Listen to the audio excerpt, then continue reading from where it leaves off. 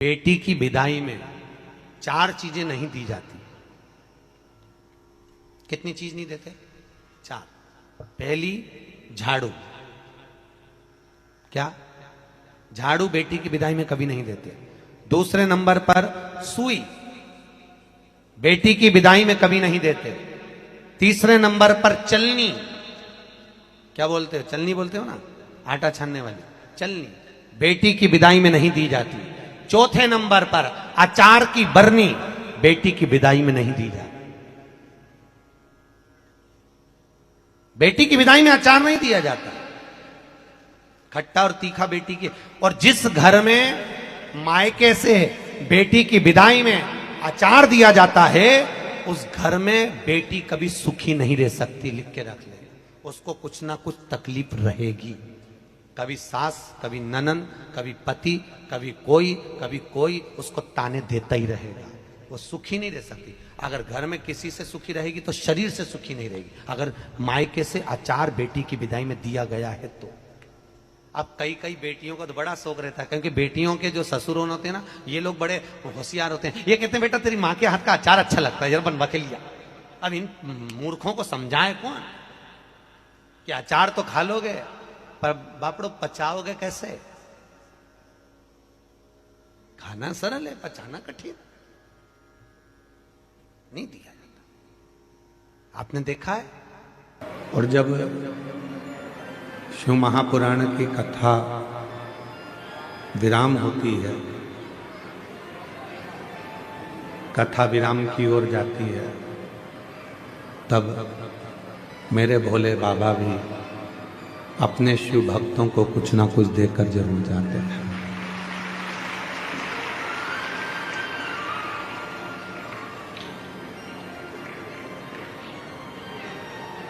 आज जब आप लोग कथा में आ रहे होंगे या रात्रि को यहाँ रुके होंगे, तो यहाँ का नज़ारा आपको ऐसा लग रहा होगा जैसे कैलाश पर्वत पर बैठकर शिव महापुराण की कथा श्रवण कर रहे हैं।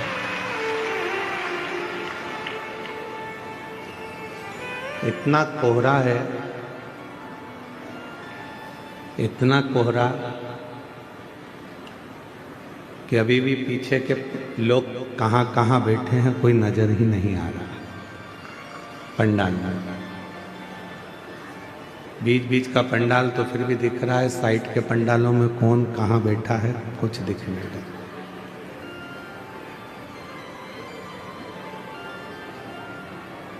पर कितनी श्रद्धा है आपके अंदर और कितना विश्वास है। शायद तुम्हारे रिश्तेदार के घर में भी शादी होती तो तुम कहीं, तुमको अगर कुछ मिल भी रहा होता तो तुम वहां नहीं जाते। सुबह रात्रि को 3 बजे 4 बजे अपने घर से निकले होगे, तब जाकर सुबह 8 बजे कथा के पंडाल में पहुंचे हो, इतने कोहरे में, इतनी ठंड में। कई मेरी जीजियां, कई मेरे जीजा पूरी रात से पंडाल में एक कम्बल को ओढ़ कर सो रहे हैं पूरी रात। तुमको क्या लगता है कि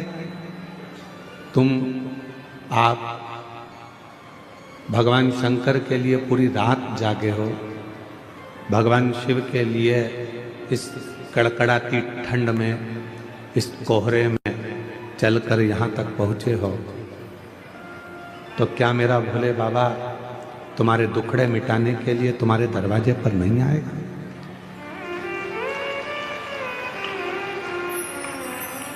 हम किसी के यहाँ जाते हैं तो कोई हमारे यहाँ आता है।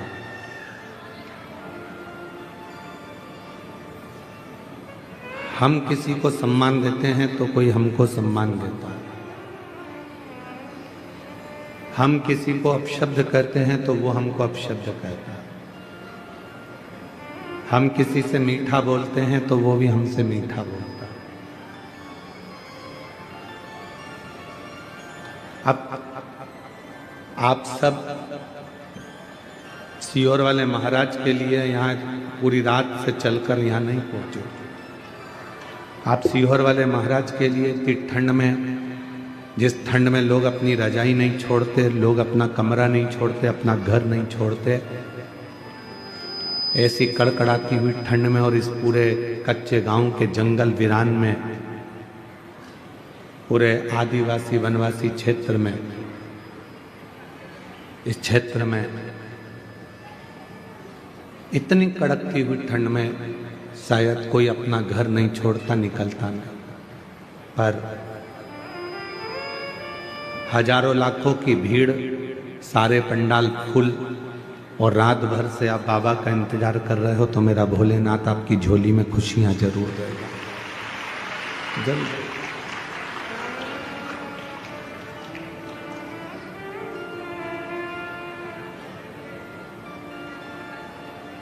भक्ति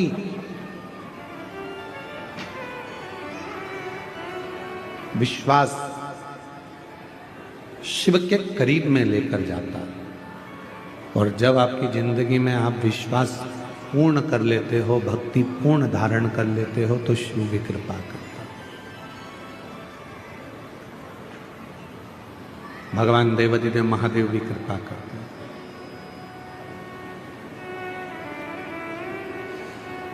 बहुत तेज ठंड लगती है तो हम कम्बल ओढ़ लेते हैं, रजाई ओढ़ लेते हैं, शॉल ओढ़ लेते हैं, अपने कानों को भी हम लोग बंद कर लेते हैं, टोपा लगा लेते हैं।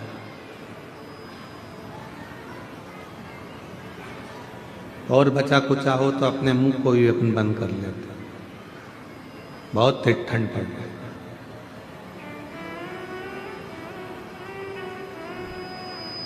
जैसे बहुत तेज हवा चलने पर, ठंड पड़ने पर शरीर को बचाया जाता है, कहीं ये ठंडी हवा हमारे अंदर प्रवेश ना करे, बीमार कर देगी, पलंग पर पटक देगी, उसी तरह संसार की बहुत सारी बातें हैं, कहीं आसक्ति, कहीं काम, कहीं लोभ, कहीं तृष्णा, कहीं वासना, ये बहुत सारी चीजें हैं जो हमको बीमार कर देती हैं, हमारे अंदर से हमको झंझोड़ देती हैं।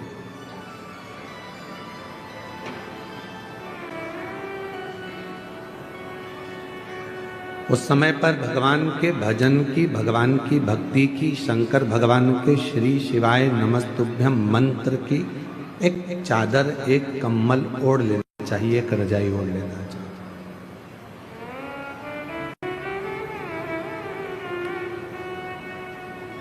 मेरी जीजियों,